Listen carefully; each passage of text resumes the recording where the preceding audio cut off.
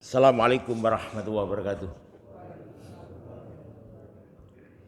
Innal hamdalillah nahmaduhu wa nasta'inuhu wa nastaghfiruh wa na'udzu billahi min sururi anfusina wa min sayyiati a'malina. May yahdihillahu fala mudhillalah wa may yudlilhu fala hadiyalah. Wa asyhadu an la ilaha illallah wahdahu la syarikalah wa asyhadu anna Muhammadan abduhu wa rasuluh.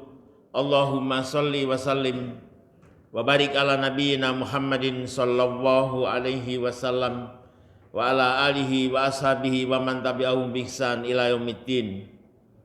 Ya ayyuhalladzina amanu taqullaha haqqa tuqatih wa la tamutunna illa wa antum muslimun.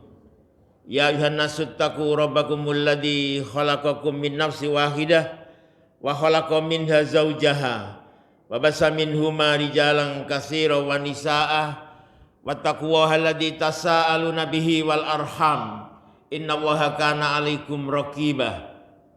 Ya ayyuhalladzina amanu taqullaha wa qulu qawlan sadida yuslih lakum a'malakum wa yaghfir lakum dzunubakum wa may yuti'illaha wa rasulahu faqad faza fawzan 'azima. Amma ba'd fa inna astaqal hadisi kitabullah wa khairal hadi hadi Muhammadin sallallahu alaihi wasallam wa syarrul umuri muhdatsatuha wa kullu muhdatsatin bid'ah wa kullu bid'atin dhalalah wa kullu dhalalatin finnar. Ikhwan wa fatifillah, bapak-bapak jamaah salat zuhur Masjid Nurul Huda, semoga dirahmati oleh Allah. Kita wajib bersyukur kepada Allah Jalla wa Ala atas segala limpahan nikmat karunia taufik dan hidayahnya, sehingga kita dimudahkan melaksanakan amal ketaatan, khususnya siang hari ini kita dimudahkan melaksanakan sholat zuhur berjamaah dilanjut dengan thalabul ilmi. Mudah-mudahan semua amal ketaatan yang sudah kita laksanakan diterima oleh Allah, diterima oleh Allah dan menjadi pemberat timbangan kebaikan di akhirat kelak. Ikhwatal iman, saya akan lanjutkan tentang kaidah-kaidah daripada hisab. Hisab ini memang awal pertama kali saat manusia dibangkitkan di padang mahsyar, maka dilakukan hisab. Setelah dilakukan hisab, nanti akan diterima catatan, buku catatan amal perbuatan, dan dilanjut dengan penimbangan amal perbuatan. Setelah itu yang terakhir kita akan digiring ke sirat yang dibentangkan di atas neraka. Dan ini semua orang akan melewati sirat. Bahkan di dalam Al-Quran surat Maryam disebutkan, yang bawa HP dilihat nanti dibaca. Surat Maryam surat yang ke-19 ayat yang ke-71, Allah mengatakan semua orang pasti mendatangi neraka tanpa kecuali, termasuk para nabi. Dalam tafsir Ibnu Katsir dijelaskan semua orang pasti mendatangi neraka. Cuman mendatangi neraka ini dalam artian adalah meniti sirat, sehingga tanpa kecuali. Tapi ada kecualinya. Kecuali siapa? Kecuali orang kafir dan orang musyrik, maka dia tidak perlu lagi meniti sirat. Orang munafik meniti sirat. Orang beriman, baik itu orang beriman yang banyak dosa atau yang sedikit dosa, pasti meniti sirat. Hanya orang kafir dan orang musyrik yang tidak perlu meniti sirat. Karena saat itu Allah perintahkan, wahai hamba-hambaku semuanya, silakan Anda berbaris dengan sembahan-sembahanmu waktu di dunia. Sehingga orang-orang akan berbaris. Yang biasa nyembah matahari baris dengan mataharinya, yang biasa menyembah pohon berbaris dengan pohonnya, yang biasa menyembah dengan patung maka dia baris dengan patung-patungnya. Maka saat itu Allah memerintahkan, Allah menanyakan kepada orang-orang yang di padang mahsyar, apa yang kamu minta? Haus ya Rabb. Kenapa haus?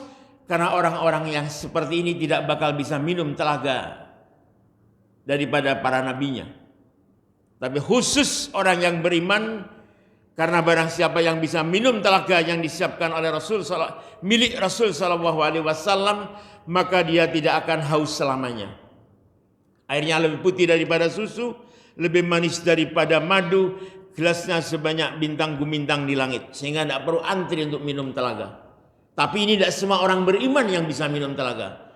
Khusus orang beriman yang tidak menyelisihi Rasul Shallallahu Alaihi Wasallam. Yang menyelisih Rasul maka akan ada ditahan oleh Allah. Bahkan Rasul Shallallahu Alaihi Wasallam menyatakan, ya Rob, ini umatku, ini bagianku.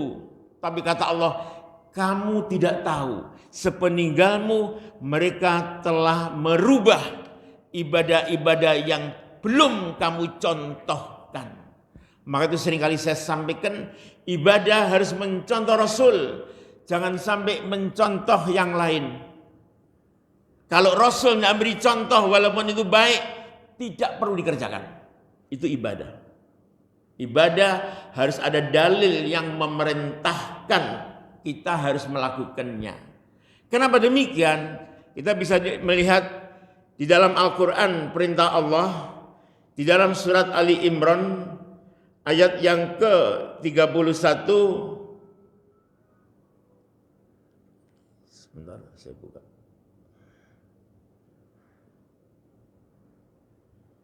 Di dalam surat Ali Imran ayat yang ke-31 Allah mengatakan, Qul in kuntum tuhibbunallaha fattabi'uni yuhibbukumullah wa yaghfir lakum dzunubakum wallahu ghafurur rahim. Katakan, wahai Muhammad, jika umatmu benar-benar mencintai Allah, kata Allah, ikuti aku. Harus mengikuti Rasul Sallallahu Alaihi Wasallam. Niscaya Allah akan mencintai dan mengampuni dosa-dosamu. Jelas. Maka itu yang lalu saya sudah sampaikan, jangan sampai kita melakukan ibadah yang tidak ada contoh dari Rasul. Walaupun itu baik. Baik belum tentu benar. Di dalam hadis Tirmidzi, hadis yang ke-2141, Rasulullah SAW, ini pernah saya sampaikan hadisnya, Rasulullah SAW pernah memegang 2 kitab di depan para sahabat. Kamu tahu isinya kitab ini yang di tangan kanan saya?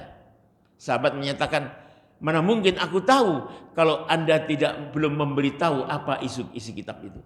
Rasulullah SAW menjelaskan, ini kitab dari Allah berisi nama-nama dan nama orang tuanya serta nama kabilahnya calon penghuni surga. Disebutkan. Di total, di jumlah, tidak bakal ditambah. Kemudian Rasul melanjutkan, apa isi kitab yang di tangan kiri saya? Kemudian sahabat menjawab sama. Kalau saya belum Anda beritahu, kami tidak tahu isinya. Rasul mengatakan, ini kitab dari Allah berisi nama-nama dan nama bapaknya, nama kabilahnya, calon penghuni neraka. Sehingga sahabat ada yang protes. Kalau begitu, apa artinya saya sholat? Apa artinya saya sedekah? Apa artinya saya baca Al-Quran? Kalau ternyata nama-nama calon penghuni surga dan nama-nama penghuni neraka sudah tertulis di jumlah, tidak bakal ditambah, tidak bakal dikurangi. Apa kata Rasulullah SAW? Yang penting lakukan kebenaran dan istiqomah. Jadi bukan kebaikan, kebenaran. Kebenaran ini semua ibadah yang dicontohkan oleh Rasulullah SAW itu yang benar. Tadi di dalam surat Ali Imran jelas disuruh mengikuti Rasul. Bahkan di dalam surat yang lain, surat yang ke-33, surat Al-Ahzab. Surat Al-Ahzab. Ayat ini sering kita dengar. Surat Al-Ahzab ayat yang ke-21. Laqad kana lakum fi Rasulillahi uswatun hasanah. Uswatun hasanatul liman kana yarjuwaha wal yaumal akhir wa dzakarallaha katsira. Sungguh telah ada pada diri Rasul suri teladan yang baik bagimu. Contoh itu bukan kiai, bukan ustadz, bukan habib, tapi Rasul. Maka itu kalau Rasul tidak mengerjakan, tidak perlu kita kerjakan. Bukan habib, bukan kiai, bukan ustadz, bukan. Ini Allah yang menyatakan. Jadi contoh terbaik itu ada pada diri Rasul sallallahu alaihi wasallam. Itu bagi orang yang berharap rahmat dari Allah dan kedatangan hari kiamat. Contoh lagi, dalam surat yang sama, ayat yang ke-36, surat Al-Ahzab, surat yang ke-33, ayat yang ke-36. Allah mengatakan, "Wa ma kana lil mu'minin wala mu'minatin idza qadallahu wa rasuluhu amran an yakuna lahumul khairatu min amrihim." Jadi tidak patut bagi orang laki-laki beriman dan wanita yang beriman apabila Allah dan Rasulnya telah menentukan suatu ketetapan akan ada pilihan yang lain. Kalau Rasul sudah menetapkan, kerjakan. Tidak usah, ini nggak cocok. Ini sekarang zaman milenial, tidak cocok ajaran model ini, nggak perlu. Walaupun perintah Rasul itu tidak masuk di akal. Contohnya banyak. Rasul kalau perintahkan tidak masuk di akal manusia, tetap itu yang harus dilakukan. Contohnya apa? Buang angin.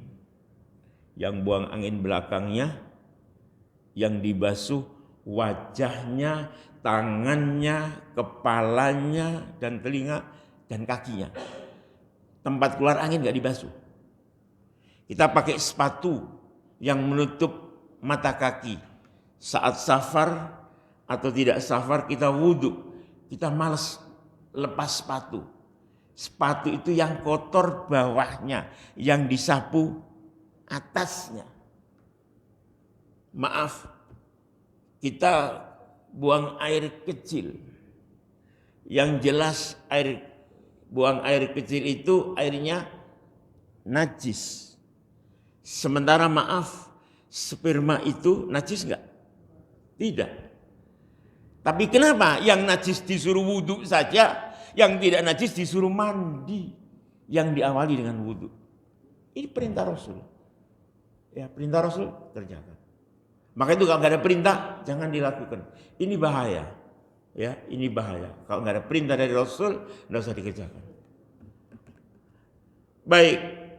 Kemudian dalam kaidah-kaidah yang lalu saya sudah sampaikan kaidah-kaidahnya yang ketiga, kaidah yang keempat, dihadirkan para saksi, antara lain Rasul Shallallahu Alaihi Wasallam. Ini yang bahaya. Rasul nanti akan menjadi saksi pada saat antum dihisab. Syukur alhamdulillah antum bebas hisab dan bebas azab.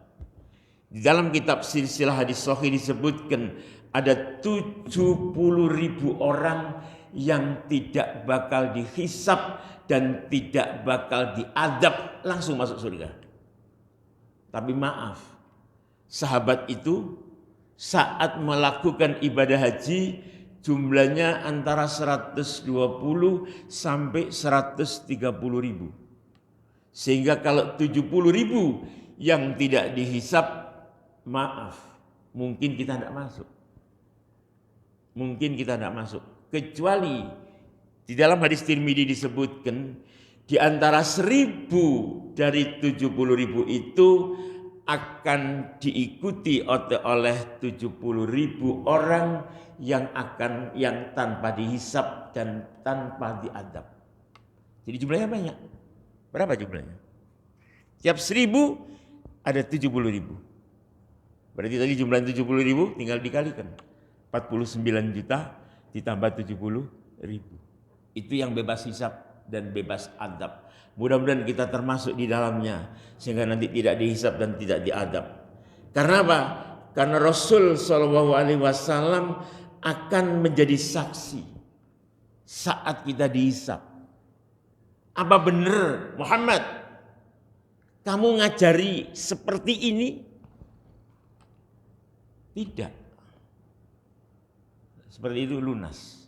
Maka itu waliyadzubillah, jangan sampai orang yang melakukan ibadah dengan cara merubah ajaran yang disampaikan oleh Rasul sallallahu alaihi wasallam dia tidak bakal minum telaga Rasul SAW.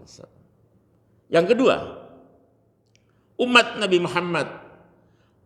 Muhammad kita semua akan menjadi saksi.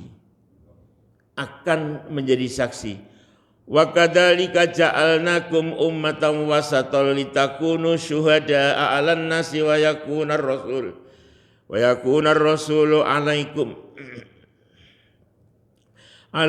syahida.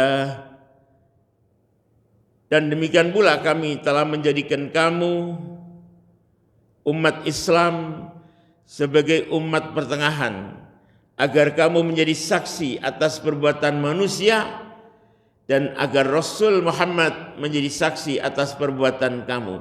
Dalam surat Al-Baqarah ayat 143. Maka itu kita harus hati-hati. Jangan sampai melakukan ibadah-ibadah yang tidak ada contoh dari Rasul. Apapun bentuknya. Kalau bukan ibadah, sarana ibadah atau muamalah, maka dalilnya adalah adakah larangan. Saya ulangi, jangan dibalik. Karena sebagian manusia itu membalik. Kalau itu masalah muamalah atau sarana ibadah, ada enggak dalil yang melarang untuk melakukan? Sementara orang luar membalik. Sedikit-sedikit nyuruh Rasul. Kenapa kamu umroh haji naik pesawat? Kalau nyuruh Rasul ya naik onta. Ini yang dia tidak mengerti kaidahnya. Kalau dia mengerti kaidahnya, karena ini sarana, silakan naik pesawat terbang. Tidak harus naik onta. Tapi kalau urusan sudah menyangkut ibadah, kerjakan sesuai dicontohkan Rasul SAW. Ada satu hal yang penting, saya anggap penting dan ini pernah saya sampaikan. Cuman kadang-kadang kita lupa. Seandainya ada yang terlambat sholat subuh berjamaah di masjid, sehingga sudah iqomah atau mendekati iqomah sehingga tidak mungkin sholat sunnah qobliyah subuh, maka Rasul SAW memberikan contoh, kerjakan setelah subuh. Dalilnya dalam hadis Ibnu Majah, hadis yang ke-944. Setelah sholat subuh silakan bangkit untuk sholat qobliyah subuh. Namun yang terbaik tunggu matahari terbit setinggi tombak. Karena setelah subuh itu adalah waktu dilarangnya sholat sunnah mutlak kecuali sholat sunnah yang ada sebab. Demikian yang dapat saya sampaikan karena waktunya sudah habis. Kurang lebihnya mohon maaf. Kita akhiri dengan doa kafaratul majlis. Subhanakallahumma bihamdika asyhadu an la ilaha illa anta astaghfiruka wa atubu ilaik. Assalamualaikum warahmatullahi wabarakatuh.